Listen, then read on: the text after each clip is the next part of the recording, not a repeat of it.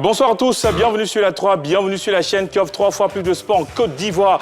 90 minutes à passer ensemble pour débriefer, analyser, décrypter toute l'actu du monde du sport d'ici et d'ailleurs.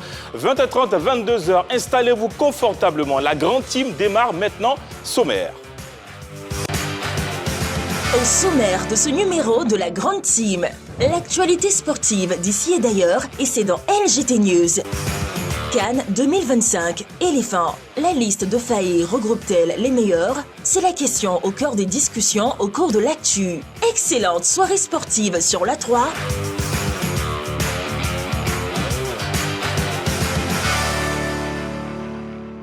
Alors bonsoir, bienvenue sur la 3, bienvenue sur la chaîne qui offre 3 fois plus de sport en Côte d'Ivoire. Avec moi pour cette émission, Balo Emecheche, le coach bien sûr, est avec nous. Kouadio Georges, vous allez bien? Bonsoir coach. Ça va, merci. Et chez vous? Ça va super bien. Emecheche, bonsoir. Bonsoir. Vous allez bien? Très bien. Une journée tranquille? Oui, comme d'habitude. Comme d'habitude.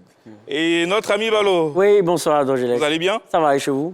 Super bien. Et puis en focus, on aura bien sûr comme invité Mesme Mbaya, président du comité d'organisation du TIDA édition 2025. On aura le temps de parler de tout ça. Et puis, la RTI fait les choses en grand. La CAN, c'est sur tous nos canaux du 21 décembre au 18 janvier 2026. La 3 pour vibrer Radio Côte d'Ivoire pour vivre et puis RTI Play pour revivre. Et puis autre information, ce mardi 9 décembre 2025 au JT de 13h sur RTI 1. Faimers a dévoilé sa liste des joueurs retenus pour la CAN 2025 au Maroc. Et puis notre question LGT, bien sûr, CAN 2025 éléphant.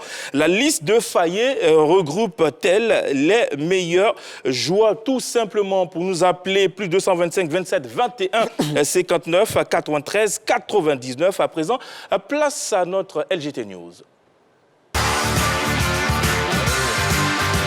LGT News. Ouvrons les news avec la caravane nationale de MMA. Bingerville a accueilli la première étape. L'African MMA Fédération, section Côte d'Ivoire, a entamé sa caravane comme annoncé il y a quelques semaines. Samedi dernier, c'était Bingerville qui accueillait la première étape. Et le moins qu'on puisse dire, c'est que cette manche préliminaire de la caravane nationale MMA du championnat a été dans l'ensemble une grande réussite pour les organisateurs au vu de l'engouement suscité autour de ce style de combat. En tout cas, ils étaient nombreux, les athlètes, à avoir pris part à cette manche au parking du quartier Sikoji 2 de Bingerville. En lançant cette caravane de l'AMLCI dans la commune balnéaire réputée pour sa jeunesse dynamique, l'objectif est de poser la première pierre d'un parcours inédit sportif dédié à la détection et à la révélation de talents. Cette caravane sillonnera d'autres villes, à savoir Yamoussoukro, Bouaké, Mans et San Pedro. Pour cette journée de lancement, plusieurs combats ont tenu en haleine le public. Des combattants tels que Ouattara Dinasira, des moins de 60 kg, Guy Alain Lago, des moins de 75 kg, ont fait bonne impression.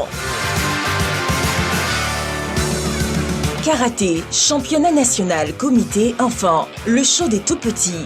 Ils étaient 200 à prendre part au final du championnat national enfants organisé par la Fédération ivoirienne de karaté et disciplines associées le week-end dernier au Hall des Sports de Trècheville.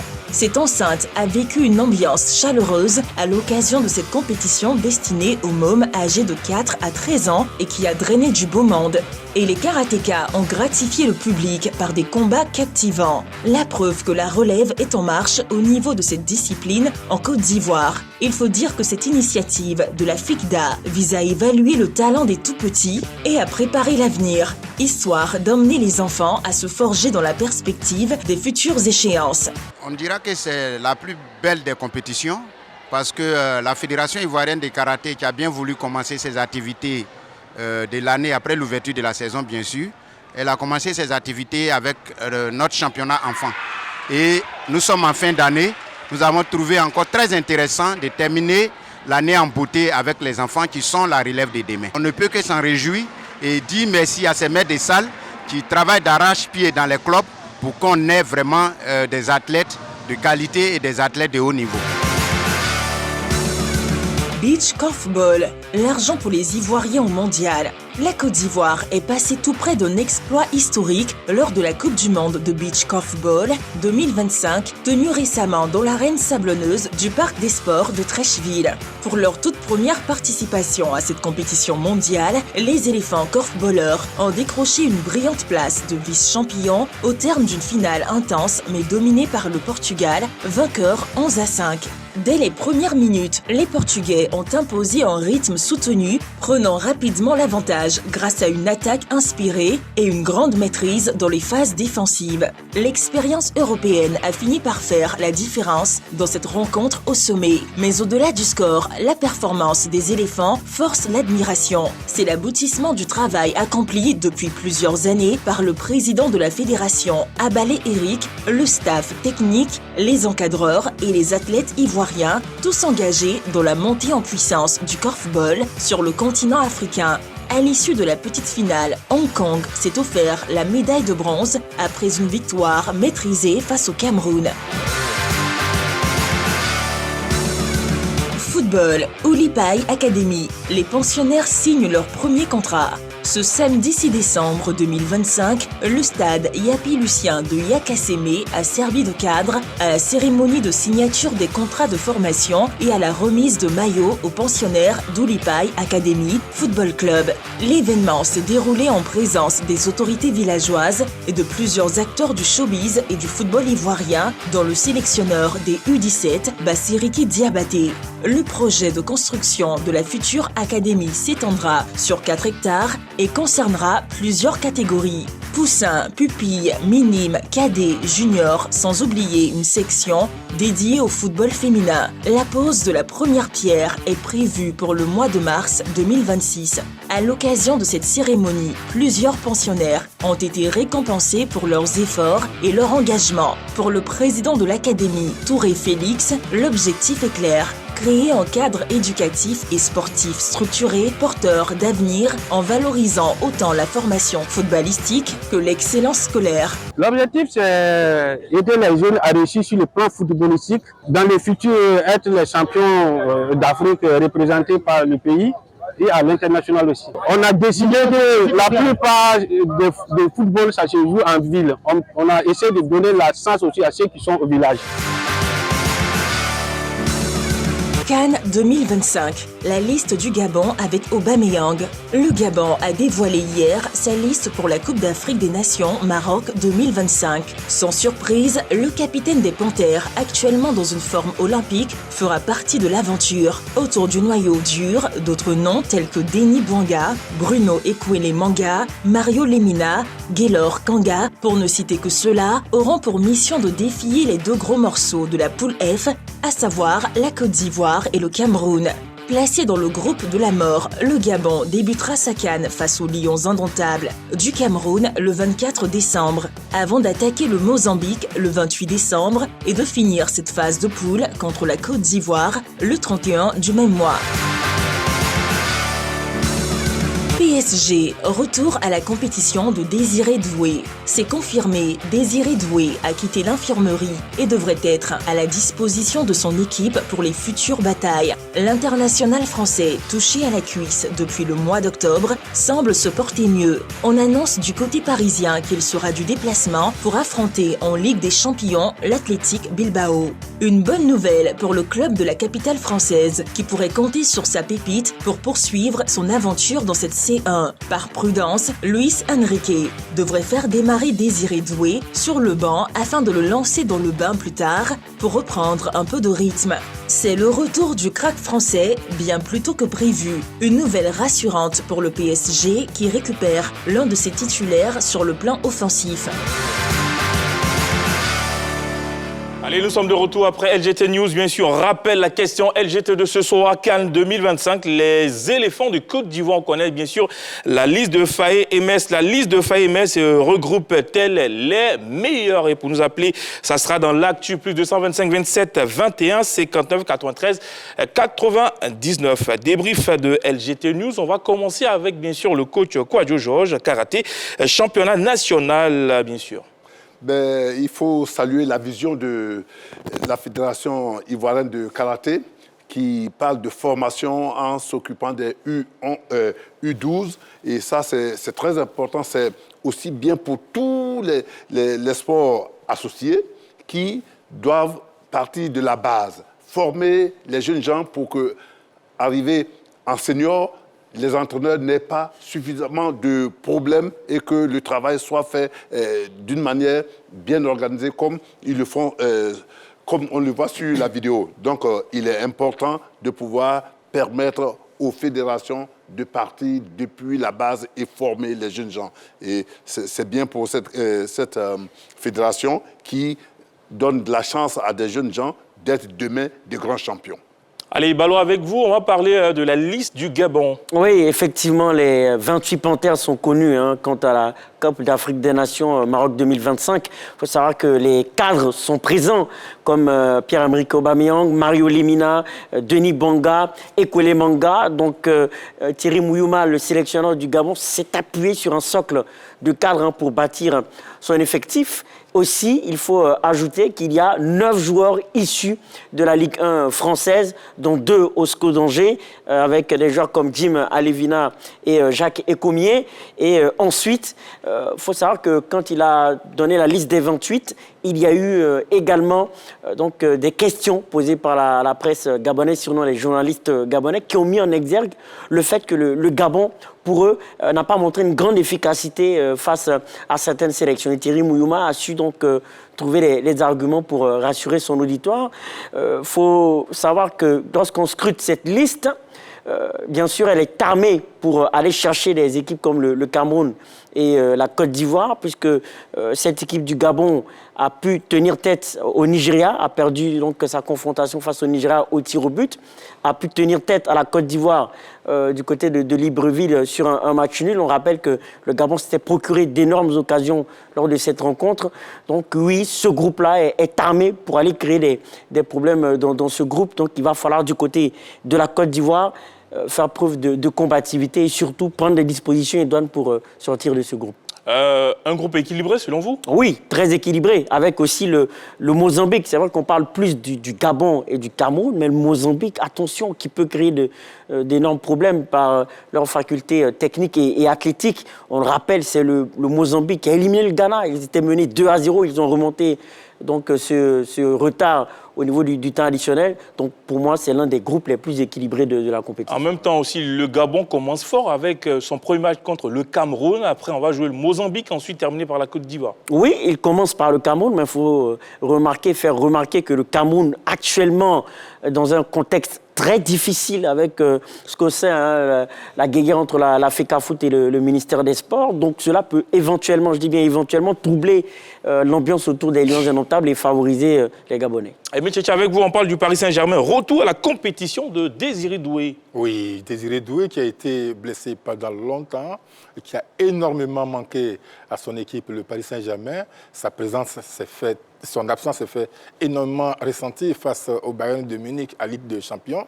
Heureusement, avec l'évolution spectaculaire de la médecine, le garçon va reprendre du service certainement demain, mercredi, en Ligue des Champions face à l'Athletic Bilbao, les Espagnols. Eh bien, ce sont des blessures dues à l'empreinte du terrain, à la longueur de la saison dernière. Et le Paris Saint-Germain a donc accusé beaucoup de blessés. Ils ont joué sur beaucoup de tableaux. Beaucoup de tableaux, mais beaucoup de blessés et des joueurs cadres, on va dire. Et ça a vraiment handicapé l'équipe parisienne. Heureusement, le garçon a été bien traité. On espère le revoir parce que quand on est arrêté, stoppé net dans son évolution, eh bien, ce sont des trucs. Donc, ça fait très mal aux joueurs, aux parents, à son entourage. Heureusement qu'il a été bien encadré. Donc son retour constitue un vrai bonheur pour le garçon, mais pour ses fans. Allez, on va le dire aussi, c'est un joueur importantissime dans le dispositif du Paris Saint-Germain. Absolument, c'est un perforeur de défense. Il va au fer, il tripote bien le ballon et puis il crée des occasions où il me la marque. Allez, on va marquer une petite pause dans cette émission. On revient juste après, on poursuit.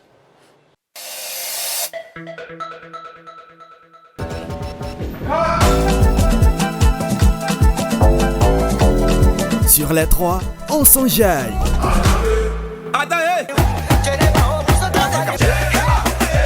Playlist Ivoire. Aujourd'hui, là, je vais sortir la face.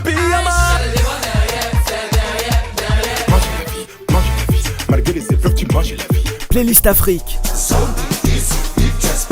Hey, vous là.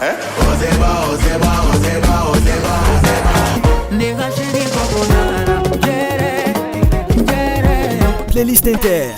To the unknown. Cagoulé pendant le plafond. Ça fait connaître nous le sort. Fort, tu pousses par sa bigode. Tu trottes, tu es ok. Let's get that. Renouer avec tout.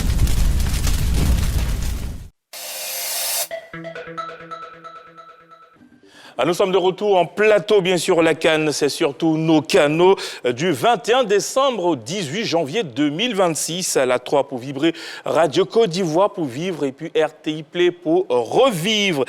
Place à notre focus.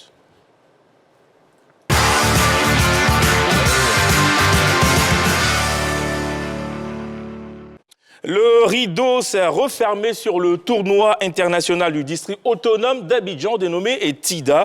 Cette 10e édition a été remportée par la sélection nationale de Côte d'Ivoire. Bien sûr, le président du comité d'organisation, Mesmin Mbaya, est des nôtres pour en parler. Bonsoir monsieur. Bonsoir. Vous allez bien? Bien, merci. Super. Allez, on rentre dans le vif du sujet. Que peut-on retenir globalement de cette 10e édition du TIDA? Mais à l'entame de cette édition, la 10e de ce qu'on appelle le TIDA aujourd'hui, on avait prévu une édition d'excellence. Et donc, je pense que globalement, on peut être satisfait de ce que nous avons vu au travers de tous les retours qui nous sont faits aussi bien par les participants que par tous les agents qui étaient présents. Quelles sont vos satisfactions? Personnellement et peut-être aussi globalement pour tout le monde aussi, c'est que on a toujours dit que le TIDA était l'un des meilleurs tournois au sud du Sahara. Aujourd'hui, nous en sommes certains et c'est vraiment une fierté pour nous de le dire. Oui, et justement, dans la projection du futur, qu'est-ce que vous aimeriez améliorer par rapport à cette édition? Il est vrai qu'aucune œuvre humaine n'est parfaite, mais nous pensons que nous avons fait le maximum. Quoique pour les éditions à venir, on va toujours rester certainement dans la même veine, mais aussi continuer de faire en sorte que ce tournoi puisse continuer de grandir aussi bien dans l'organisation que dans le plateau technique qu'on va offrir aux jeunes pour pouvoir s'exprimer. Allez-vous parler bien sûr côté organisationnel sur ce plan-là. Pensez-vous avoir atteint vos objectifs? Oui, le TIDA devait être un TIDA d'excellence et le rendu, on devait faire en sorte que le rendu soit le meilleur possible. Et sans tomber dans l'autosatisfaction, je peux dire que effectivement, nous avons fait ce que nous voulions dès le départ et la mission que nous étions assignée, nous l'avons largement atteint, parfois même au-delà de nos espérances. Médiché? Oui, Président, bravo et félicitations pour l'organisation parfaite de ce tournoi. Je vois que le tournoi a beaucoup évolué. Il y a de plus en plus de clubs qui viennent participer à cette compétition. Mais j'ai vu qu'il y avait l'équipe nationale de Côte d'Ivoire qui a d'ailleurs remporté la compétition face à des académies. Est-ce que ce n'était pas un peu déséquilibré par là? Alors, je dirais que nous, ce tournoi, on l'organise aussi sous l'égide de la Fédération ivoirienne de football, qui profite donc du plateau qui a offert pour faire participer son équipe nationale de la catégorie.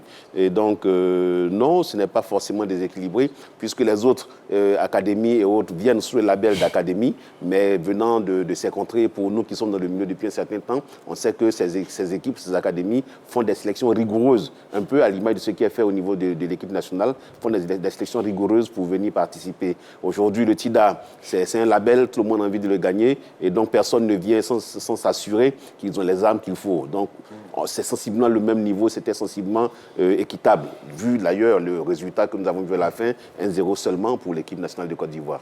C'est mérité pour l'équipe. Vous êtes un observateur averti, vous connaissez très bien le football.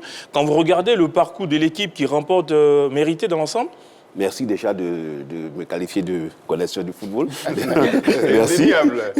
Merci. Je pense que c'est mérité. Depuis le début de la compétition, cette équipe-là a montré beaucoup de cohérence tactique, technique. On a vu de la justesse technique et on a vu aussi les efforts qui sont faits par ces gamins-là depuis la sortie de balle, comment on le joue aujourd'hui dans les plus grands clubs. Et puis surtout, ils ont montré de la détermination. De la détermination parce que le TIDA, sachez que c'est un match chaque jour et ce n'est pas du tout évident après 6 journées de pouvoir produire le spectacle qu'ils nous ont montré. Je parlerai bien sûr sous le regard du grand coach Kwadjo Georges qui est là, il sait de quoi je parle quand on parle de cette compétition. Et donc je pense que c'est vraiment mérité pour l'équipe U17 de Côte d'Ivoire. Kwadjo Georges? Ben oui, je dois le féliciter l'organisation qui est le TIDA qui nous permet de voir des jeunes gens donner ce qu'ils ont appris en centre de formation. Mais je veux savoir si vous ne pouvez pas faire évoluer le TIDA en inscrivant encore d'autres catégories, peut-être une deuxième catégorie, une troisième catégorie pour pouvoir permettre à un ensemble de joueurs, d'équipes, de pouvoir s'inscrire et puis de montrer ce qu'ils savent faire. Ce serait l'idéal, mais le TIDA, il est inscrit dans une durée bien déterminée. On a à peu près 5-6 jours de la fenêtre qu'on a là pour pouvoir organiser ces compétitions. Donc, il n'est pas du tout évident qu'on puisse avoir le temps ni les moyens, d'ailleurs, parce que les budgets ne sont pas extensibles à la fin, non plus de pouvoir organiser avec toutes ces catégories. N'empêche que ce que nous avons vu, nous pensons aussi qu'au niveau des Ivoire Sport Promotion et à travers ce tournoi-là, nous faisons œuvre utile, puisqu'on a constaté que pendant le TIDA, du fait de l'arrivée massive des agents de joueurs sur place, ces agents en ont profité pour voir d'autres académies, pour voir d'autres organisations qui étaient en train de faire aussi de la détection. Et ça, je pense que c'est notre manière à nous de participer un peu au développement du football de façon générale. Donc, à défaut de le faire par nous-mêmes, d'autres catégories peuvent être organisées par d'autres personnes sur le territoire en profitant de l'offre qui est faite par le Ivoire Sport Promotion au travers du TIDA. Président, doit-on s'attendre à des innovations l'année prochaine? Innovation, peut-être. Il ne faut pas innover non plus pour innover, parce qu'après, ça devient un peu lourd et dans la durée et tout. Mais en tout cas, on va faire en sorte que le niveau que le TIDA a atteint aujourd'hui, on puisse au moins le maintenir. Oui, le sélectionneur de U20, Younes Zerdouk, doit se frotter les mains. Lui qui a eu l'occasion, là, grandeur nature, de voir à l'œuvre ces gamins. Qu'est-ce qu'il dit de ce tournoi? Il est, justement, cela fait partie de nos satisfactions personnelles, puisque le sélectionneur national, tout comme le directeur technique national, était présent à cette compétition. On a vu toute l'équipe, la DTN, autour de ce tournoi-là, avec aussi également le groupe de travail que nous avons mis en place pour pouvoir déterminer les meilleurs joueurs, les meilleurs gardiens et tout. Donc, c'est dire que tout ce monde-là est autour du TIDA, ce qui démontre largement que le TIDA a sa place dans le football ivoirien. L'équipe nationale. Oui. Voilà. Allez, Président, est-ce que vous pensez aux dames afin quand même de booster la fédération dans ce domaine-là, un TIDA version féminine? On y pense, effectivement, mais tout dépend de l'offre. De la demande aussi qui pourrait émaner des dames. Il ne faut pas oublier que le TIDA, c'est d'abord un marché à l'intention des agents de joueurs. Et si les agents de joueurs estiment qu'aujourd'hui, le football féminin en Côte d'Ivoire, il est assez boosté, il est assez important pour que des gens viennent faire leur commerce, leur marché dans le football féminin en Côte d'Ivoire, pourquoi pas? Coach Kwadjo? Ouais, est-ce qu'on pourrait un jour s'imaginer voir le TIDA s'organiser à Kologo, peut-être à San Pedro, bien pourquoi pas à Bandoukou? Oui, bien ordonné. Allez. Le placement de produits est là. La ville, OK. Oui, c'est totalement faisable. Tout est question budgétaire, tout est question de soutien, parce que le TIDA, vous avez vu l'organisation qui a été mise en place. Je ne vous cache pas que le budget, il est conséquent. Donc, déplacer toute l'équipe d'organisation vers d'autres contrées, ce n'est pas à exclure. Pourquoi pas? Si nous avons le soutien des collectivités locales vers lesquelles nous envoyons ce tournoi. N'empêche qu'à défaut d'aller dans ces différentes localités, il y a une sélection qu'on appelle la sélection 225, est une sélection aussi qui est composée de joueurs qui viennent de ces différentes localités-là à plusieurs reprises au cours du TIDA. Une équipe Nzassa. À peu près. Voilà. Effectivement. Pour ceux qui n'étaient pas à l'apothéose, revivons ensemble les temps forts de la finale, de la petite finale du TIDA édition 2025.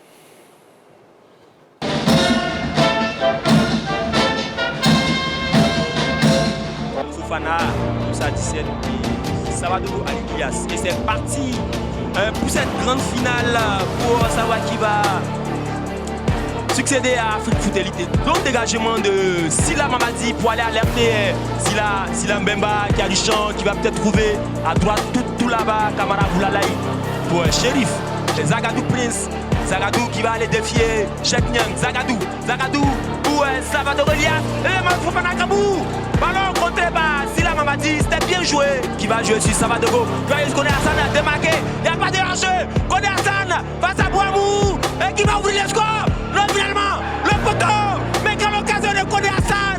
Alors une part pour l'Académie soit un montant gauche pour les défenseurs de Côte d'Ivoire. Sila Mbemba qui attendait de toucher Kamara Alpha qui récupère ce ballon rapidement. Sila qui va dédier Doumbia. Sila pour Kamara Alpha. Il n'y a rien dit la bite. Si ce n'est Niang Cheikh et Koulibaly qui gagne le duel. Attention, on n'est pas se faire dévancer. Zagadou qui gagne le duel face à Sila Mamadi. Zagadou qui va mettre ce centre. Attention. Et puis le but de Zagadou Prince. Et la poudre de Boamou. Souleymane Antonio. Et le but, l'éclair vient de Zagadou Prince avec des centres manqués. Et surtout, la grosse bévue de Boamou Souleymane Antonio et les Panthères de Côte d'Ivoire 1. Académie sort 0.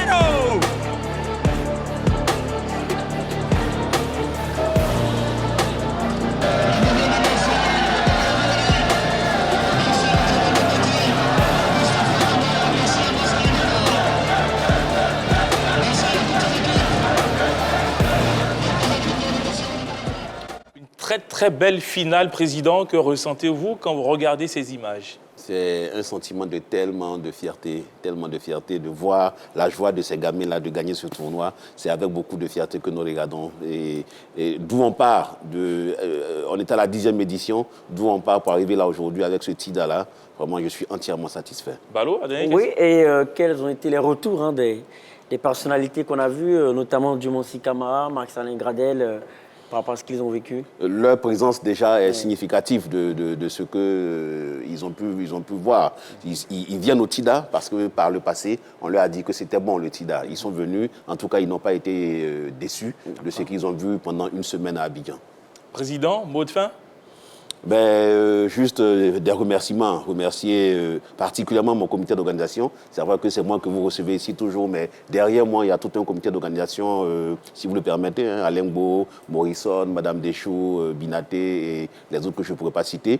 Il y a tout le monde derrière moi et c'est pour moi l'occasion de les magnifier, de leur dire merci pour tout ce qu'ils ont fait pour la réussite de ce TIDA-là. Et puis, bien entendu, un grand merci aussi à Monsieur le ministre-gouverneur du district autonome d'Abidjan pour le soutien que cette institution nous a apporté pour la réussite de cette fête. Et bien entendu, enfin, dire merci au public abidjanais. Vous avez vu les matchs, il y avait du monde. À chaque match, le public était là en masse. Et c'est pour moi l'occasion de leur dire merci. Encore un très grand merci et à l'année prochaine. Président Mesmem Mbaya, merci beaucoup d'être passé sur notre plateau pour nous faire ce point. Et puis, pourquoi pas se retrouver l'année prochaine pour l'édition 11. Je peux vous le certifier, on sera encore d'attaque pour l'année prochaine. Merci beaucoup, Mesmem Mbaya.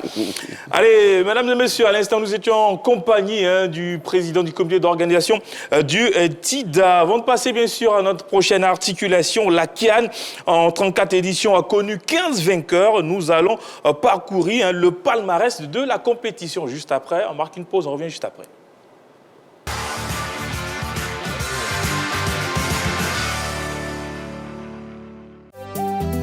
Vainqueur originel en 1957, l'Égypte se présente comme le véritable ogre de la CAN. Les pharaons détiennent le record avec 7 sacres d'entrée en 1957 et 1959 et en triplé en 2006, 2008 et 2010. La sélection égyptienne est la spécialiste des back-to-back en Coupe d'Afrique. En cela, elle fait mieux que le Ghana et le Cameroun qui ont également réussi à aligner 2 titres d'affilée. Les Black Stars l'ont fait en 1963 et 1965 avec une génération exceptionnelle qui a joué les 2 finales suivantes. La sélection ghanéenne est d'ailleurs la première détentrice du record de victoires quand en 1982, elle a soulevé le trophée pour la 4e et dernière fois en Libye. Les Black Stars ont été détrônés par les Lions indomptables en 2002 au Mali quand dans la foulée de leur victoire 2 ans plus tôt au Nigeria, ceux-ci ont décroché leur 5e sacre avec 2 ballons d'or africains dans leur rang, à savoir Samuel Eto'o et Patrick Mboma. format. Avant cela, dans les années 80, sous la conduite de l'attaquant légendaire Roger Mila, la sélection camerounaise a disputé 3 finales, dont 2 victorieuses en 1984 et 1988. Au pied du podium des vainqueurs de la CAN se positionnent le Nigeria et la Côte d'Ivoire avec 3 titres chacun, les Super Eagles, et reste l'équipe ayant joué le plus de demi-finales dans cette compétition, ont commencé par un triomphe à domicile en 1980 avec un excellent Segun Odegbami. Puis, ils se sont imposés en 1994 et 2013. Quant aux éléphants, ils ont connu une période d'infortune dans les années 60 malgré un énorme Laurent Pokou avant de connaître le bonheur en 1992 au Sénégal. La même situation s'est produite dans les années 2000 quand la génération dorée conduite par Didier Drogba n'a pu réussir à monter sur le toit d'Afrique. Et au moment le moins attendu, la sélection ivoirienne a décroché la seconde étoile en 2015 en Guinée équatoriale. Puis, elle a réédité l'exploit pour l'édition 2023 à domicile. Le Nigeria et la Côte d'Ivoire font mieux que la République démocratique du Congo et l'Algérie qui compte 2 triomphes à la CAN. Les Léopards ont été sacrés en 1968 et 1974 avant de rentrer dans les rangs. Quant aux Fennecs, ils sont le seul pays maghrébin sacré 2 fois, respectivement en 1990 à domicile et en 2019 en Égypte. 8 autres sélections ont réussi à soulever le trophée une fois. Ce sont l'Éthiopie, le Soudan, le Congo, le Maroc, l'Afrique du Sud, la Tunisie, la Zambie et le Sénégal. Qui succédera donc à la Côte d'Ivoire au soir du 18 janvier 2026 à Rabat? Allez, nous sommes de retour en plateau. Et bien, avant d'entamer nos échanges, bien sûr, je vous propose de voir ensemble de façon synthétique les finales et bien sûr le palmarès de la CAN avec Balo. Oui, donc en 1957, au Soudan, l'Égypte l'a emporté 4-0 face à l'Éthiopie. 1959, en Égypte, match décisif entre l'Égypte et le Soudan qui se solde par, bien sûr, la victoire de l'Égypte sur le Soudan. En 1962, en Éthiopie, c'est l'Éthiopie qui bat l'Égypte 4-2 au tir au but. Qui bat l'Égypte 4-2 donc au tir au but. En 1963, au Ghana, le Ghana étrit le Soudan 3-0. En 1965, en Tunisie, c'est le Ghana qui bat la Tunisie 3-2. Et ensuite, en 1968, en Éthiopie, la RDC bat le Ghana 1-0. En 1970, au Soudan, le Soudan dispose du Ghana 1-0. En 1972, au Cameroun, le Congo bat le Mali 3-2. En 1974, en Égypte, la RDC s'impose 2-2 et 2-0 face à la Zambie. En 1976, en Éthiopie, match décisif 1-1 entre le Maroc et la Guinée. Maroc premier du tournoi. En 1978, au Ghana, 2-0 pour le Ghana face à l'Ouganda. En 1980, au Nigeria, le Nigeria bat largement l'Algérie 3-0. Ensuite, en 82, en Libye, le Ghana fait un but partout et bat la Libye au tir au but 7-6. En 1984, la Côte d'Ivoire bat le Nigeria 3-1. En 1984, en Côte d'Ivoire, le Cameroun bat le Nigeria 3-1. En 1986, en Égypte, l'Égypte bat le Cameroun 5-4 au tir au but.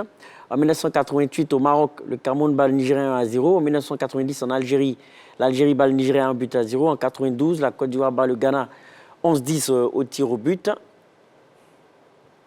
En 1994, en Tunisie, le Nigeria bat la Zambie 2-1. En 1996, l'Afrique du Sud s'impose 2-0 face à la Tunisie. En 1998, au Burkina Faso, c'est l'Égypte qui l'emporte face à l'Afrique du Sud 2-0. En 2000, au Ghana et au Nigeria, victoire du Cameroun 4-3 au tir au but face aux Super Eagles.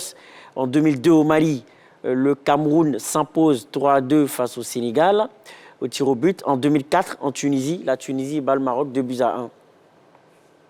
En 2006, en Égypte, la Côte d'Ivoire s'incline 4-2 au tir au but. En 2008, au Ghana, l'Égypte bat le Cameroun 1-0. En 2010, en Angola, l'Égypte bat le Ghana 1-0.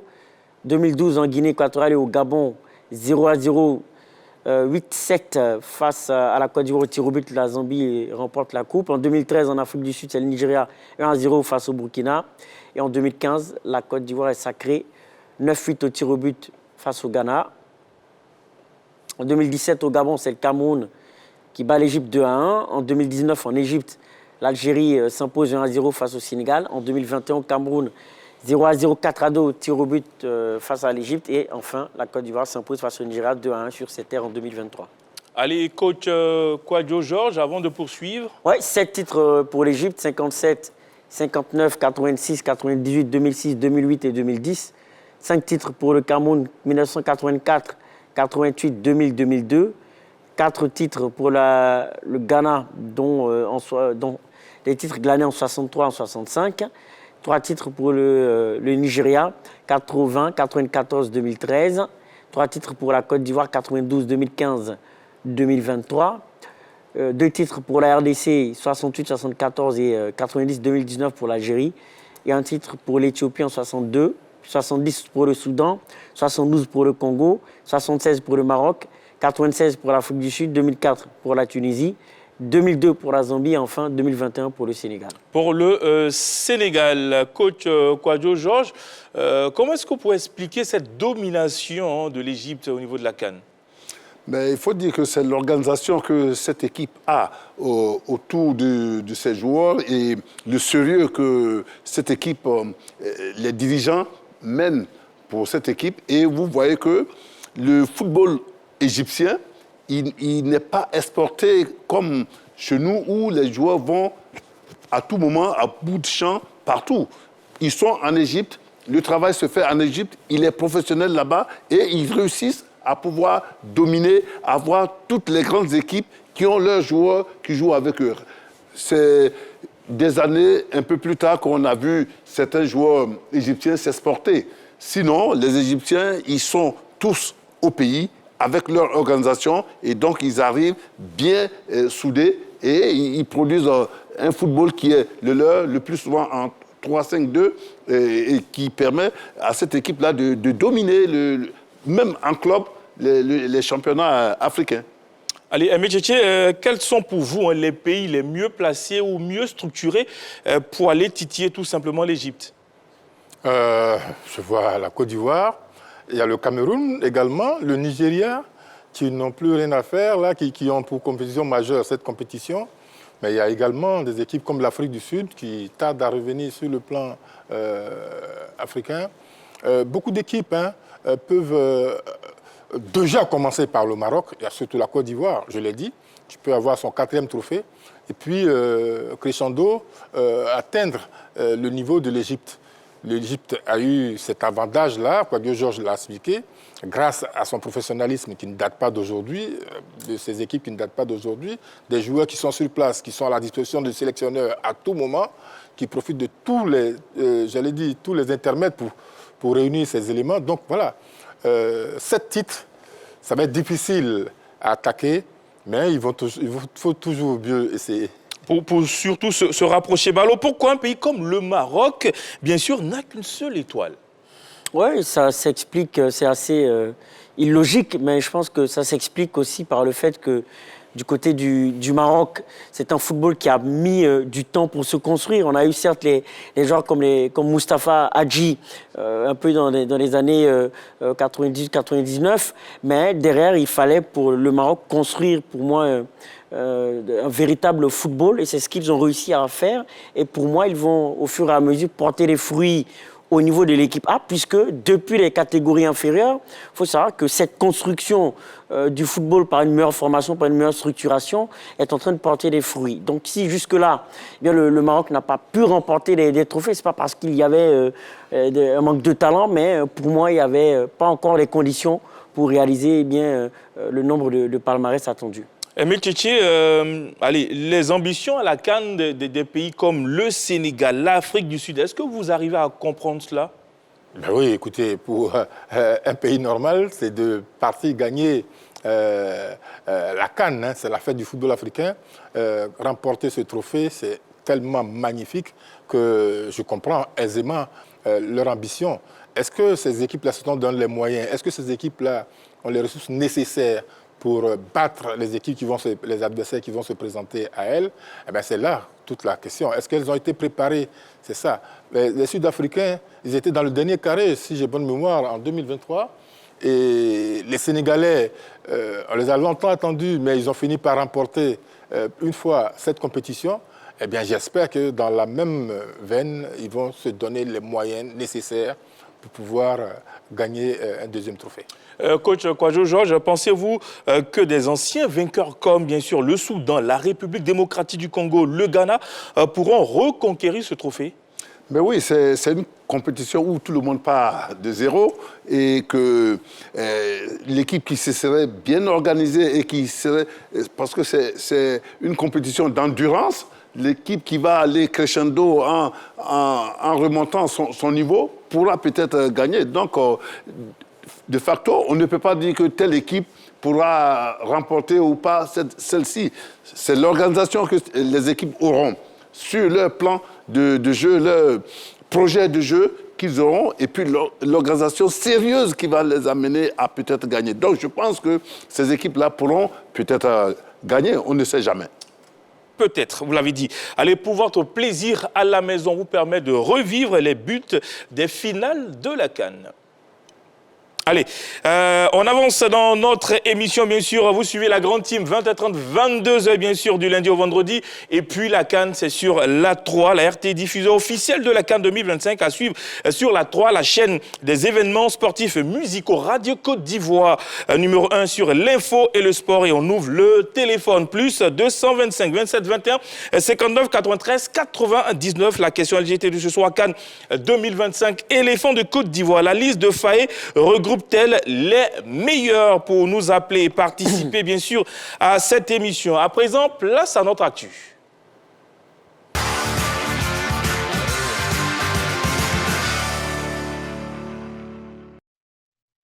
CAN 2025 éléphants, la liste de Faé Emers regroupe-t-elle les meilleurs joueurs du moment? Téléphone plus 225 27 21 59 93 99. Le sélectionneur national Emers Faé a dévoilé sa liste des joueurs retenus pour la CAN 2025 cet après-midi. C'était sur RTI 1. Quel enseignement faut-il en tirer? Cette liste regroupe-t-elle les meilleurs? On ouvre le débat juste après ce sujet préparé par la rédac.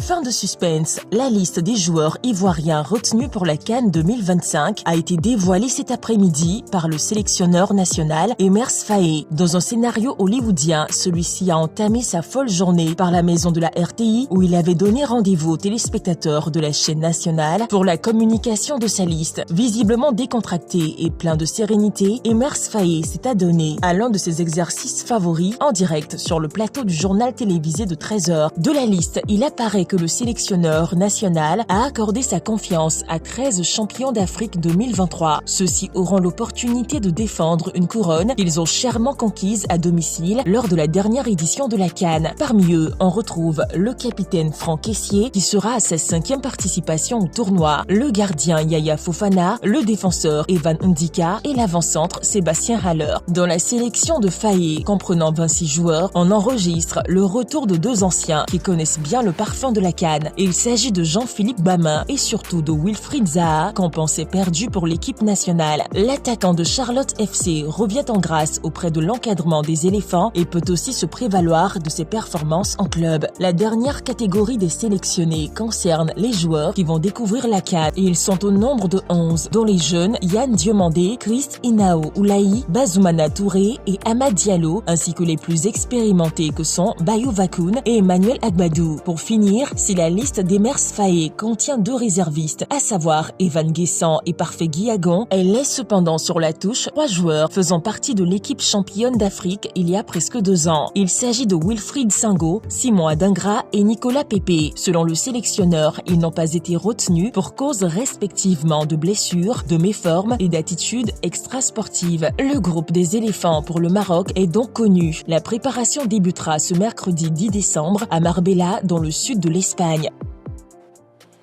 Et bien sûr, on rappelle la question LGT, bien sûr, CAN 2025 éléphant. La liste de Faé regroupe-t-elle les meilleurs joueurs du moment? Plus 225 27 21 59 93 99. Messieurs, vous avez vos panonceaux, bien sûr. La liste de Faé regroupe-t-elle les meilleurs du moment? Oui, pour Aimé Tchétché et Balo. Non, pour le coach Kwadjo Georges. On va commencer avec Aimé Tchétché. Oui, alors d'abord, je voudrais dire bravo et félicitations au groupe RTI qui nous a permis de vivre en direct ces grands moments.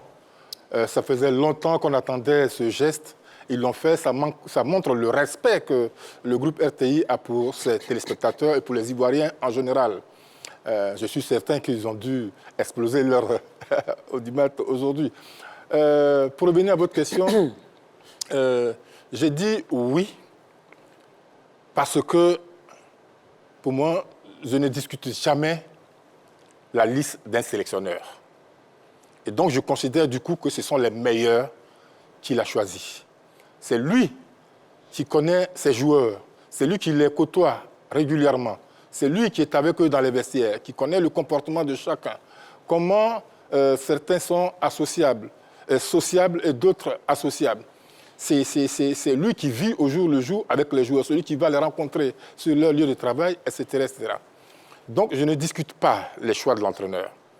Je vais me plaindre du fait qu'il n'ait pas choisi tel ou tel autre, mais s'il va dans cette compétition, qu'il fait un résultat extraordinaire, qu'il remporte le trophée, ou qu'il termine dans le carré, ou qu'il fait un tournoi exceptionnel, je dis quoi? Moi qui me suis plaint. Voilà.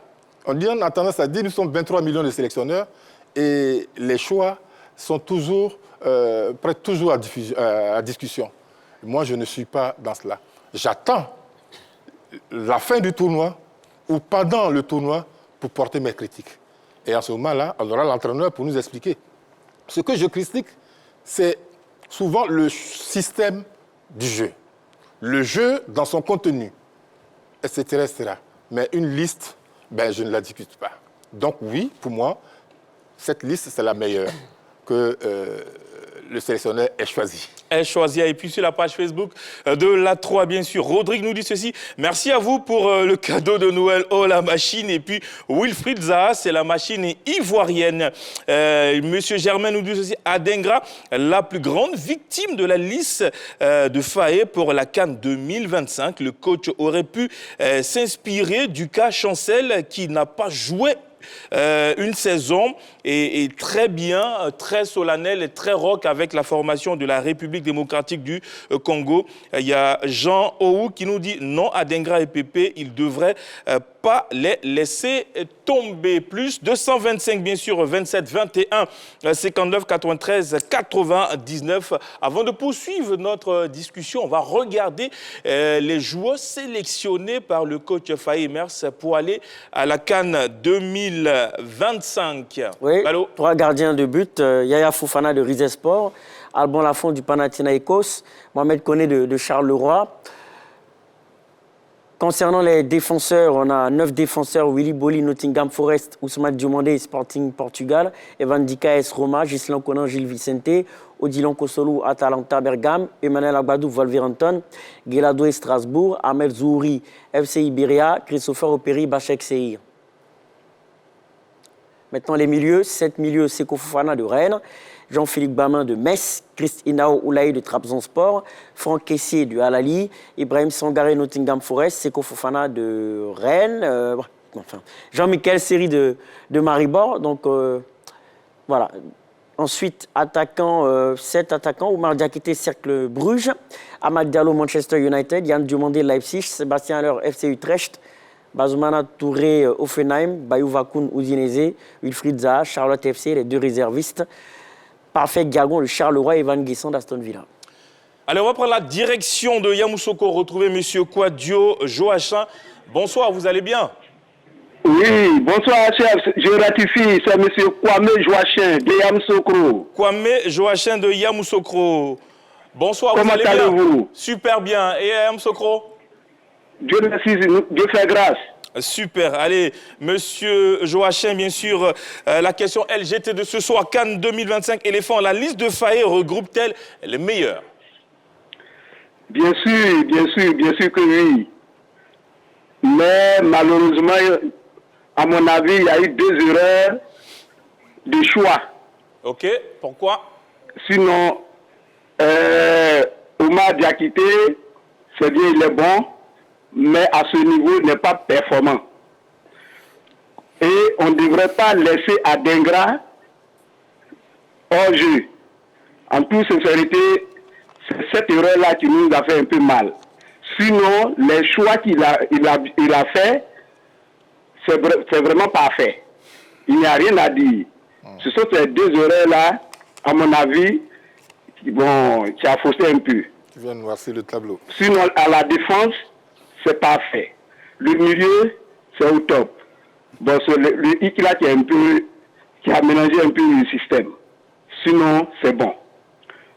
Merci. Donc, et encore, je tire le chapeau parce qu'ils ont écouté nos cris, ils ont accepté. Zaha est revenu dans le groupe. Ça, c'est vraiment parfait. On leur dit merci et que la chance revienne à notre côté. Merci. Merci beaucoup à M. Joachim qui nous appelait de la ville de Yamoussoukro. On va à présent écouter le coach Kouadio Georges, l'ex-sélectionneur des éléphants de Côte d'Ivoire. Vous dire que aucune sélection ne fera l'unanimité Effectivement. sur la terre des hommes.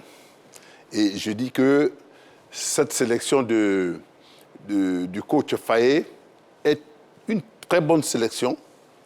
Votre question nous amène à dire oui ou non. Donc moi je dirais oui, la sélection elle est bonne. Cependant, quand je vois un joueur comme Pépé, Nicolas, qui n'est pas sur la liste, le seul joueur qui n'est pas sur la liste, ça me surprend un tant soit peu. Il peut appeler Zaha, il n'y a aucun souci. Zaha et Nicolas Pépé peuvent être dans cette sélection. Nous voulons les meilleurs. Pépé a contribué à la qualification de cette équipe en Coupe du Monde comme à la CAN. Je ne peux pas comprendre que Pépé ne soit pas là. J'ai entendu le sélectionneur dire que ce n'était pas une sanction sportive. C'est une sanction. C'est quelle sanction alors? Pour moi, je dirais que c'est une sanction administrative. Qu'est-ce qu'il a pu faire? Je ne suis pas dans le secret du sélectionneur, de la fédération, pour savoir quel mal Pépé a pu bien commettre pour ne pas être dans cette sélection. À part Pépé, c'est son droit de ne pas prendre Adingra. Mais Adingra a été pris par Gassé et blessé. Et aussi, Aller était avec Adingra. Et ces deux-là ont apporté à cette équipe quand cette équipe évoluait. Donc, pour moi, Adingra, il peut ne pas le prendre. C'est celui qui sait pourquoi il ne le prend pas. S'il ne le prend pas pour cette CAN, cela ne veut pas dire qu'il a éjecté aussi pour la Coupe du Monde. Donc, Adingra peut travailler et revenir. Pour une sélection, elle est difficile. Donc, pour moi, je dis que Pépé, n'étant pas dans cette sélection, moi,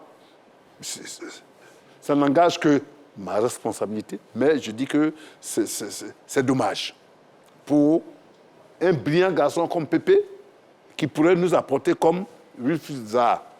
Et si c'est Zaha qui remplace Pépé, bon, le sélectionneur et son équipe savent ce qu'ils sont en train de faire. Et nous, comme l'a dit Kékémé, autant pour moi, on attend le sélectionneur à la fin du tournoi par rapport à sa sélection. C'est une très bonne sélection, mais je dis, pour ma part, je reviens encore, Pépé devrait être dans cette sélection. Dans cette sélection, vous l'avez bien dit, on va prendre la direction de Sipilou, retrouver M. Diomandé Mamadou. Bonsoir, M. Diomandé. Bonsoir, Don Jeunesse. Vous allez bien? Comme à 3, je le vois très très haut. Super. Et il salue tout le plateau entier. Et bonsoir. Monsieur Diomandé Mamadou, la question LGT de ce soir, CAN 2025, éléphant de Côte d'Ivoire, la liste de Faye regroupe-t-elle les meilleurs joueurs du moment? Donc, avant mon intervention, je vais rappeler un fait aux Ivoiriens. Okay. Pour dire aux Ivoiriens que c'est les critiques qui ont porté Aimé Faye à la tête de la sélection ivoirienne. Donc, c'est quand on critique qu'on s'améliore. Parce qu'on a vu autant de cassés. Moi, j'étais parmi les tout premiers que vous critiquez. Il dit que le vin est déjà tiré, on est besoin de le boire. Ouais. Mais moi, je dis non. Parce que franchement, dit, pour le discipline, il a écarté, il a écarté Pépé. Mais est-ce que Zaha, là, est-ce qu'il a bien dirigé Zaha? Parce que les versets là, ça va, c'est OK. La cohésion, l'harmonie entre les enfants, là, c'est très au top, là. Est-ce que ça va pas venir faire encore n'importe quoi? Excusez-moi du mot, mais si on écoute les réseaux sociaux, parce qu'on a fait des réseaux sociaux sans signature, oui, si Faye écoute et regarde les réseaux sociaux, vous faites cette situation-là. C'est pas normal, hein. Mais comme le vin est déjà tiré, on le boit, tout le monde dit non. C'est non. Il faut être reconnaissant. La fois à degré là, que ce soit son manque de jeu à son équipe type, c'est un gars qui a rendu un service. Il ne faut jamais être un gras. Quand tu es un gras, tu es père sur terre. Donc la fois, on ne devait pas le lumière de cette manière. On doit le prendre. Quand il se passe pour dire qu'il y a eu beaucoup de signatures sur les réseaux sociaux. Donc, nos élèves, le vin est déjà tiré. On va croire le doigt, sommes tous Ivoiriens. On veut la victoire, 4e étoile des éléphants. Donc, on prie pour la sélection. Sinon, MFAE, c'est la critique qu'on a portée MFAE à cette sélection. Donc, moi, mission, que Dieu de la Côte d'Ivoire, pour qu'on puisse rapporter notre 4e étoile. Merci beaucoup, monsieur Diomondé Mamadou. Après aussi, on a eu pas mal d'informations sur les réseaux sociaux avec la sortie, bien sûr, de Nicolas Pepe. On aura le temps de briefer un peu. Allez, on va écouter Balo à présent. Oui, pour dire que pour moi, oui, la sélection regroupe les meilleurs, parce que la question qu'on doit et qu'on peut se poser, c'est est-ce que l'ensemble des joueurs qui évoluent sur l'échiquier international ou qui évoluent dans l'ensemble des clubs étrangers ou locaux, est-ce que dans cette liste-là, on a effectivement les meilleurs de ceux qui évoluent dans cette cartographie? La réponse est oui. Oui, si on prend compartiment par compartiment, oui, alors on a les meilleurs en défense centrale. Evan Dika qui fait une bonne saison avec la Roma. On a Odilon Kosonou avec l'Atalanta Bergame. On a Ghislain Conan qui, en plus de ses dernières sorties en sélection, en plus de ce qu'il réalise à Gilles Vicente, convainc en termes de performance. Sur le milieu de terrain, on a Franck Kessié, on a Sangaré Ibrahim qui revient de plus en plus à un niveau moyen acceptable avec Nottingham Forest. Donc, au niveau des attaquants, on a Yann Diomandé et Amad Diallo. Donc, en ce qui concerne la sélection ivoirienne, les meilleurs de la sélection qui évolue en Europe, effectivement, y figurent. Cependant, il y a certaines incohérences sur lesquelles on peut revenir, notamment sur le cas Simon Adingra. Lorsque le sélectionneur Emers Faye est arrivé à la tête de cette sélection, il a dit qu'il avait comme premier critère la performance et le temps de jeu. Après le match face à la Sierra Leone, où l'équipe de Côte d'Ivoire est passée au travers, il a dit qu'il ajoutait un troisième facteur, un troisième critère, qui était l'expérience. Parce que selon lui, l'expérience a fait défaut au niveau du match de la Sierra Leone. Sauf que dans le cas Simon Adingra, on a l'impression que certains joueurs qui sont dans cette liste, compte tenu du critère de l'expérience, ont été incorporés et pas Simon Adingra. Sébastien Haller, qui certes a retrouvé le chemin des filets, mais n'est pas encore à son meilleur niveau, est donc présent dans cette liste pour son expérience. En milieu de terrain, on a Seko Fofana, qui n'a pas du tout de temps de jeu à Rennes, mais qui est présent pour son expérience. On a Seri Jean-Michel, qui a 4 matchs, 5 matchs joués, qui revient de blessure, est présent pour son expérience. Et bien sûr, en défense, on a des joueurs Willy Boli présents pour aussi son expérience. Donc, je vais avoir le temps d'y revenir. Ouais. On va prendre la direction de Benjerville, retrouver M. Ilias. Bonsoir. Bonsoir. Vous allez bien? Oui, ça va, M. Dorgeles. Benjerville se porte à merveille, j'espère. Oui, très bien. Super. Surtout avec la liste des sélectionneurs. Oui. Ouais, qui vient de tomber. En tout cas, Benjerville applaudit. Applaudit. Allez, la question LGT de ce soir, CAN 2025. Éléphant de Côte d'Ivoire, la liste de Faye et Mers regroupe-t-elle les meilleurs joueurs du moment? Ok, tout d'abord, je salue la team. Oui, bonsoir, monsieur. Bonsoir. Quant à la liste des sélectionneurs, bon, il faut dire qu'il n'y a pas de liste parfaite. Hein. Effectivement. Voilà, nous sommes 22 millions et plus d'Ivoiriens, hein, donc en même temps des sélectionneurs. Voilà, donc chacun donne son point de vue. Donc moi, de mon côté, il n'y a pas trop grande surprise. Hein. Voilà, sauf le retour de Seri Jean-Michel. En tout cas, je ne m'attendais pas à lui. Mais je pense que s'il a été sélectionné, voilà, c'est sûr que voilà, il en forme actuellement, il peut faire du bien au groupe. Et je suis aussi content pour Wilfried Zaha, Parce que vraiment, c'est un joueur talentueux. Depuis un moment, on ne comprenait pas pourquoi il n'est pas appelé. Et voilà.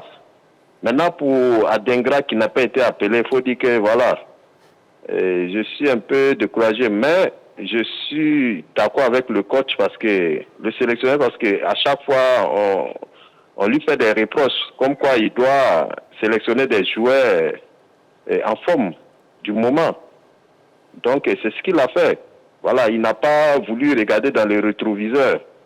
Voilà, parce que si on va tenir compte de ce que les joueurs ont fourni dans le passé, voilà, on risque de prendre des joueurs qui ne sont pas en forme, qui ne pourront pas forcément donner le meilleur d'eux-mêmes pour la CAN.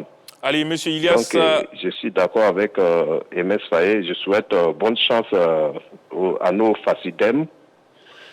Et je vous souhaite aussi une très bonne suite d'émission. Merci beaucoup, monsieur Ilias, qui nous appelle la ville de Bingerville. Allez, on revient en plateau. Que vous inspire en particulier le retour de Wilfried Zaha?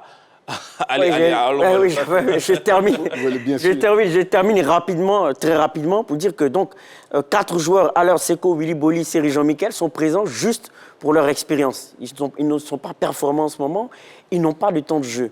Et lors de sa conférence de presse, il a mis en avant le fait qu'il y avait aussi beaucoup de concurrence face à Simon Adingra. Mais qu'est-ce qui l'empêchait au moins de mettre Adingra au niveau des réservistes pour lui laisser au moins une chance d'être incorporé? Donc pour moi, c'est une incohérence.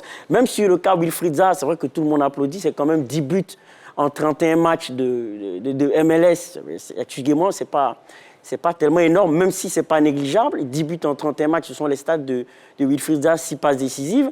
Donc pour moi, il y a une incohérence à son niveau parce que lorsque le sélectionneur prenait la parole au JT, il a parlé de complémentarité et d'affinité.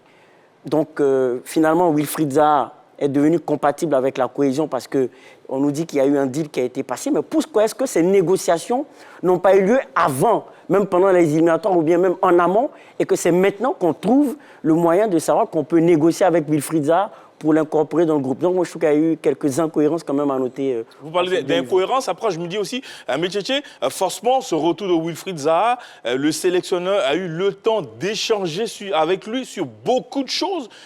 Parce qu'on va dire, ce groupe a gagné la CAN sans lui. Quand il fait un retour, forcément, on s'est dit beaucoup de choses.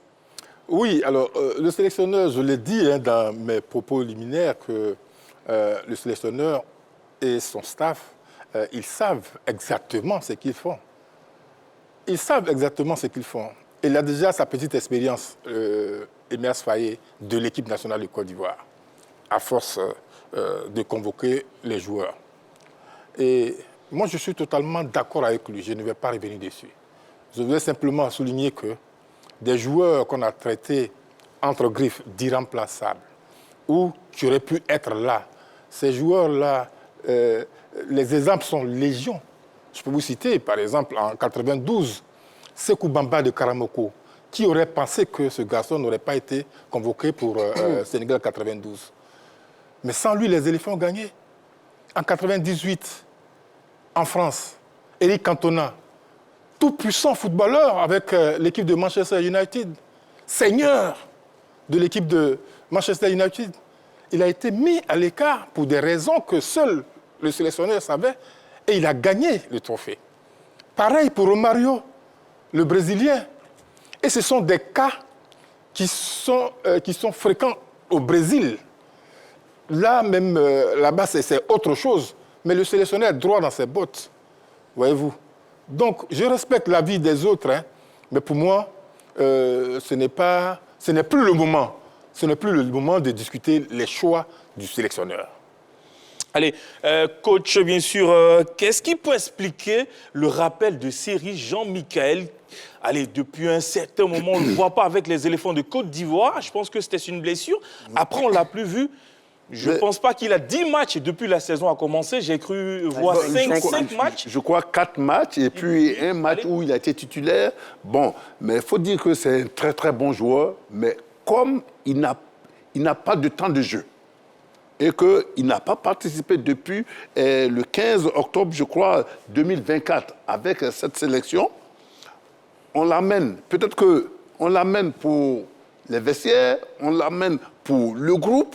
Mais ça fait pratiquement un joueur en moins. Parce que pour moi, est-ce que Jean-Michel aura réellement les compétences physiques nécessaires pour pouvoir tenir un match de la CAN dans ce temps, dans ce climat froid du Maroc? Aussi, il y a des joueurs qui ont été rappelés, tels que Seko. Seko a-t-il réellement le temps de jeu qu'il faut? Donc, pour moi, comme l'a dit Balo, il y a quelques incohérences quand même, mais seul le sélectionneur qui vit avec ses joueurs, qui part avec ses joueurs et qui sait ce qu'il est en train de faire, peut nous expliquer cette attitude. Mais je pense qu'il a ses raisons et nous respectons ses raisons. Et il va nous défendre avec ses raisons. Donc nous le suivons, nous sommes derrière lui, nous le soutenons, nous l'emmenons à la victoire. Mais sauf que une sélection, les gens sont à même de dire ce qu'ils pensent de la sélection. Quoi de plus normal, parce que c'est une affaire nationale. Chacun donne son avis, mais cela ne peut pas poser de problème aux sélectionneurs. Et je pense que ça ne va rien changer, mais aussi les critiques. On a un droit de regard sur ce On a un droit de regard, c'est une affaire publique. Voilà. Effectivement. Donc on permet à tout le monde de pouvoir dire ce qu'il pense. Tout à fait d'accord. Oui. Et puis, nos internautes également ont la possibilité de le faire. Allez, bonsoir monsieur, vous êtes encore là? Allô? Oui, je suis encore là. Oui, bonsoir. Et puis, c'est chaud sur le plateau, c'est pas facile du tout. Quand on parle des éléphants de Côte d'Ivoire, la question LGT de ce soir, CAN 2025 éléphants, la liste de Faé regroupe-t-elle les meilleurs joueurs du moment? Bonsoir, donc je laisse bonsoir à toute la grande team. Oui, bonsoir, monsieur. C'est monsieur Ibola Palaya. D'accord, ben, je pense que déjà au niveau des gardiens de but, il y a rien à dire. Au niveau de la défense, mais il y a aussi rien à dire. Selon moi, le milieu de terrain n'est pas fait. Mais le seul remords que j'ai, ça il faut le dire, déjà le disais sur le plateau, c'est la non-sélection de Kola Pepe et de notre cher Simon Adenga. Voilà. C'est vrai qu'il traverse des moments très difficiles dans son club, mais il a été lâché plutôt en coup de route par le père Faye. C'était pas quand même le moment. Voilà. Maintenant, il faut aussi qu'on soit un peu indulgent par rapport à l'arrivée de Frisa. Voilà, je demande un peu à Roger Stéphane et Massa Gourou qui se passe sur le plateau, qui est un peu indulgent. Ben, sinon, à moi, à mon niveau, la sélection, elle est parfaite et je pense qu'elle pourra nous produire vraiment une très très bonne compétition pendant la CAN au Maroc. Merci beaucoup pour votre analyse et bien sûr, toujours en plateau. Messieurs, allez, la présence des tauliers comme Franck Kessié, Ibrahim Sangaré, Willy Boli et Sébastien, alors vous rassure-t-elle tout simplement? Balo? Oui, sur certains, pas tous. Pas tous, vous avez parlé de Franck Kessié et Sangaré Ibrahim. Sangaré Ibrahim, depuis toujours, sur ses prestations en sélection, me paraît irréprochable dans l'état d'esprit, dans l'abattage au niveau de l'effort. Franck Kessié également sur sa dernière CAN, en tout cas à partir du match du Sénégal, nous a montré un autre niveau. Sébastien Haller, c'est vrai actuellement qu'il n'est pas au meilleur de sa forme, mais qui, sur certaines séquences de jeu, en termes d'efficacité, peut apporter un tout. Donc sur Haller, Kessié et bien sûr Sangaré Ibrahim, oui, cela me rassure. Sur Willy Boli, ça ne me rassure pas tellement, c'est assez limite. Bon, après, ce n'est pas évident qu'il soit titulaire, parce que pour le moment, c'est plutôt une défense à 3 qui se dessine, Ousmane Diomandé, Abadou et Evandika, voire Odilon Kosonou, donc une défense à 4. Ce n'est pas évident qu'il soit titulaire. Donc, Emers Faye a dit qu'il est dans le groupe pour apporter, bien sûr, quelque chose de bien mentalement, mais ce n'est pas pour autant que sa présence me rassure. Allez, je vous propose la folle journée du sélectionneur des éléphants de Côte d'Ivoire aujourd'hui, avec tout ce qui s'est passé, la liste, la conférence de presse, on regarde.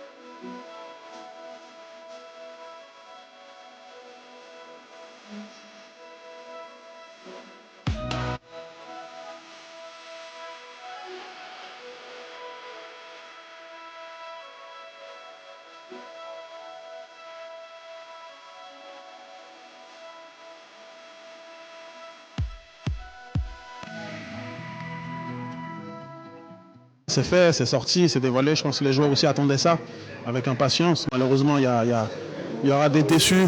On est triste aussi de faire des déçus, mais il fallait faire une liste avec un groupe de 26 joueurs. On a essayé de faire la meilleure liste pour que la Côte d'Ivoire atteigne son objectif de revenir avec la 4e étoile.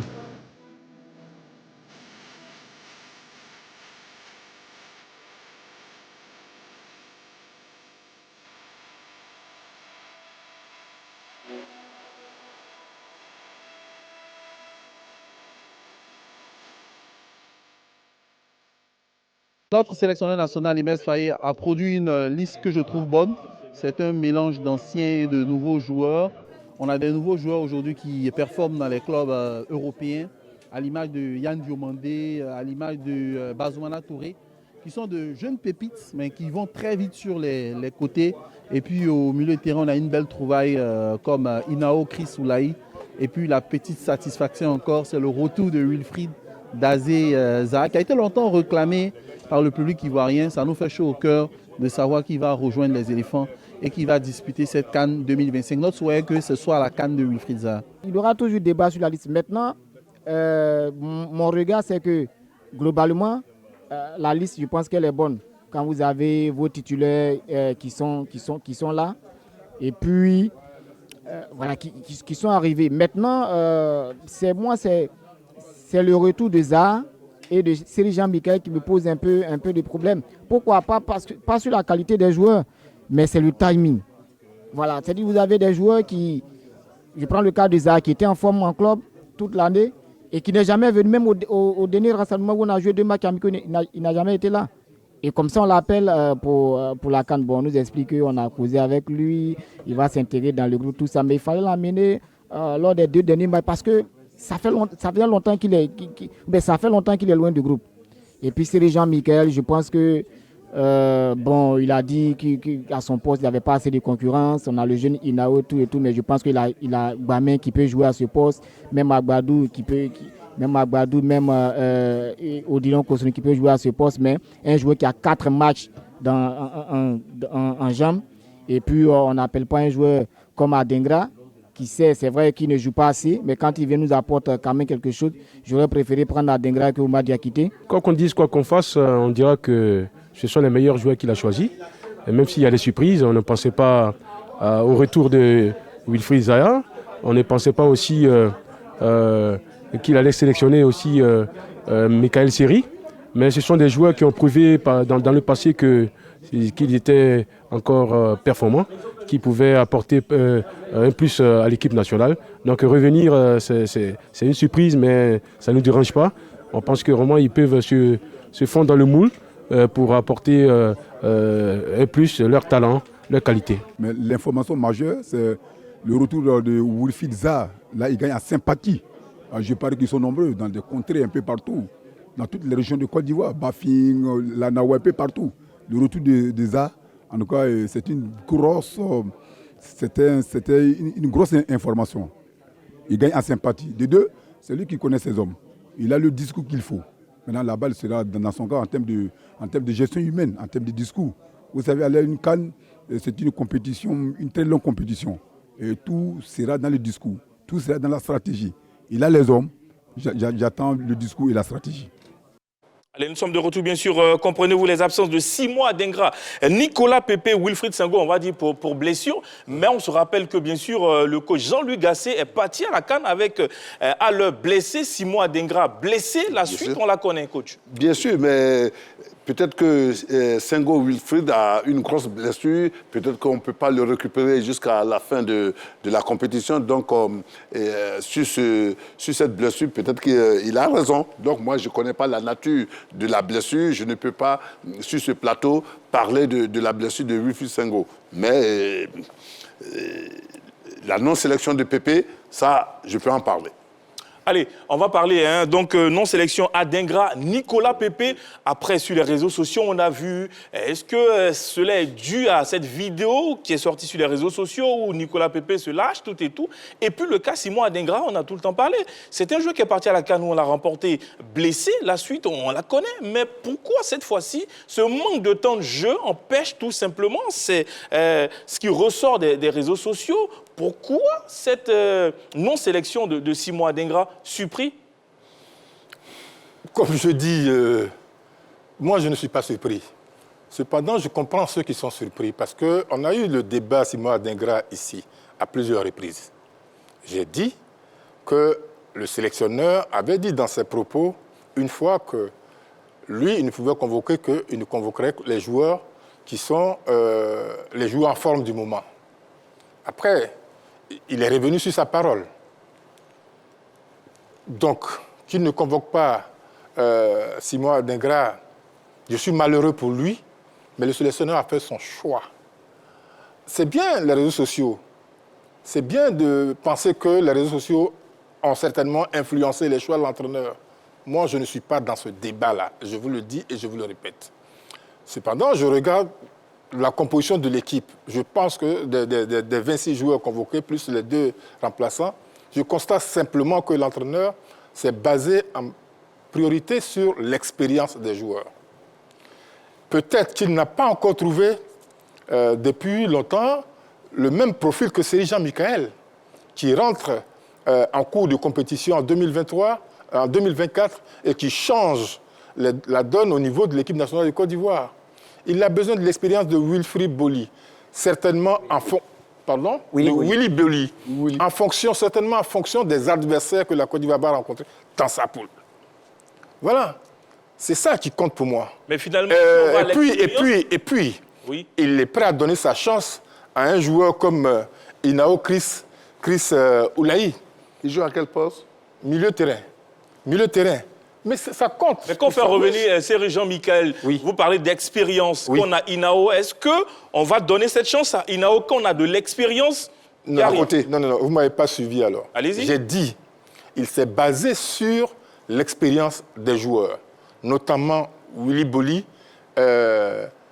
Serija Michael et bien d'autres dans le groupe. Bien d'autres dans le groupe, je ne vais pas revenir sur la longue liste. Okay. Cependant, il donne également leur chance à des joueurs comme Inao Chris Oulaï. Voilà ce que j'ai dit. Il leur donne leur chance, l'occasion, parce que quand les Européens là-bas chez eux prennent le risque d'aligner des titis, par exemple au PSG, des titis qui font la différence au cours des matchs, on les applaudit, on dit ces entraîneurs-là, ils ont vraiment l'œil. Mais pourquoi chez nous ici, on se plaint tout le temps? Mais par moment, parce qu'on a donné du temps de jeu à des joueurs qui ont joué 37 minutes, après on ne les a plus vus. Ben oui, mais il y en a qui méritent qu'on ne les rappelle plus. Il y en a qui méritent qu'on ne les rappelle plus. Il y a des exemples qui sont là. Je ne veux pas écorcher les gens, sinon je vous en aurais cité. Sous Gassé, il y a eu des joueurs qui ont été appelés. Ils ont fait 15 minutes sur le terrain. Ils n'ont même pas pu toucher le ballon. Ou quand ils ont touché un ballon, ça n'a pas été. Maintenant, je voudrais juste rappeler que, pour moi, le plus important, c'est d'encourager les éléphants à aller au Maroc. D'accord? Après, je vois que l'entraîneur, le sélectionneur, s'est mis inutilement la pression en disant qu'il s'en va remporter la Coupe d'Afrique. C'est une pression inutile qui se met. Alors qu'il aurait pu dire, je vais défendre crânement mon titre. Voilà. Bien dit, Aimé Tchétché. Et puis on va écouter à présent la réaction du public sportif ivoirien. Tout simplement, on revient juste après. Nous, il y a quelques failles aussi dans cette liste-là parce que, à mon humble avis, je pense que Pepe serait mieux ou Adingra serait mieux en lieu et place de Ouma Diakité. Entièrement parmi les joueurs qui sont, on peut dire, en forme, qui fait partie des meilleurs Ivoiriens actuellement. Donc, je pense que l'arrivée de Visa peut apporter un plus, peut apporter quelque chose de très positif à toute la sélection. Bon, pour ma part, je pense que Faye a fait ce qu'il avait à faire. C'est lui qui a l'habitude de s'entraîner avec les joueurs. Voilà, de notre point de vue, nous, on ne voit que leurs prestations sur le football, mais c'est lui qui connaît bien leurs conditions et s'ils sont adaptés pour la CAN. Voilà, et moi je peux dire comme ça que Faye a déjà l'expérience de la CAN. Il sait ce qu'il faut, il sait ce qu'il faut mettre et qu'il ne faut pas mettre. Et s'il a jugé bon de ne pas prendre Senghor, de ne pas prendre Adingra, et un certain nombre de joueurs. Je pense que lui, il a ses raisons. Bon, dans un premier temps, je pense que le choix il est assez judicieux. Vu que c'est lui le coach, il a à mesure de savoir quel joueur pourrait le conduire à la victoire. Donc, on ne peut que lui faire confiance. Sinon, bon, parmi les joueurs sélectionnés, il y a plein qui sont en forme en ce moment.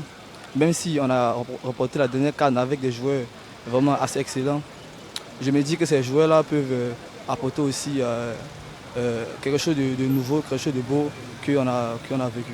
Donc voilà, j'ai vraiment confiance en lui. Déjà, Nicolas Pepe, il mérite d'être dans cette liste-là parce que voilà, c'est l'un de nos ailiers les plus performants déjà. Parce que quand je vois des joueurs comme Seri ou Boli dans la liste, je me dis que c'est pas parce que Simon Adingra ne joue pas en club qu'il n'est pas appelé ici. Parce que des joueurs comme Seri comme ça, je ne sais même pas s'il a joué 10 matchs en 2025. Allez, nous sommes de retour et puis on rappelle... Allez, dans cette liste, là, il y a 14 joueurs qui ne sont pas sur la liste, qui ont été champions ici en Côte d'Ivoire. Rapidement, je vous donne les noms. Mas Gradel, on connaît Serge Aurier, Simon Adingra, Badra Ali Sangaré, Ismaël Chester, Diallo, Wilfried Sengo, Nicolas Pepe, Christian Kwame, Jonathan Bamba, Karim Konaté, Jérémy Boga, Lazare Mania, Yahi Foli et puis Idrissa Doumbia. Ils étaient champions et beaucoup sont à la retraite. Et puis, malheureusement... 14 ne seront pas de cette aventure. Messieurs, est-ce que vous êtes optimistes pour la victoire finale, vu la liste de Faye Mers? Oui, moi je suis optimiste. Je suis optimiste parce que nous avons quand même en majorité des joueurs d'expérience et des joueurs qui ont du cran, qui peuvent nous apporter, qui peuvent aller défendre crânement ce titre-là. Le reste appartient à Dieu. Ballot, vous y croyez? Oui, je crois, je suis optimiste sur les qualités intrinsèques des joueurs. Mais après, on le dit souvent sur la CAN, ce n'est pas l'équipe favorite qui gagne, mais c'est celle qui gagne qui est la meilleure. Donc, c'est une compétition très folle, avec beaucoup de paramètres, avec un resserrement du niveau des équipes. On a le Botswana qui a éliminé le Cap-Vert, qui est présent à cette Coupe d'Afrique des Nations. Donc, optimiste, mais il faut de la prudence et attendre de voir ce qui va se passer. Métier? Oui, alors je suis particulièrement optimiste, sauf qu'il faut se rappeler des années comme 2002 au Mali, on a été sorti au premier tour, au Gabon en 2017 on est sorti au premier tour, et 92 on a gagné, 2015 on a gagné, et puis 94 on a fait une Coupe d'Afrique exceptionnelle où la Côte d'Ivoire était la meilleure équipe du tournoi. Donc oui, je suis particulièrement optimiste, mais avec juste un petit peu de réserve. Un petit peu de réserve, bien sûr. Et puis, Marius Dro, pour terminer sur la page Facebook, il dit « C'est la meilleure liste de tous les temps de la Côte d'Ivoire, de la nouvelle génération, à part la non-sélection de Simon Adingra. » Messieurs, merci beaucoup pour vos analyses. Merci, coach. Merci. Ballot, je vous en prie. Au pas le cousse. Oui, je vois à la maison. Merci beaucoup de nous avoir suivis. On se donne rendez-vous très prochainement pour votre émission La Grande Team, 20h30, 22h. Et puis, merci à toutes nos équipes en régie. Allez, salut.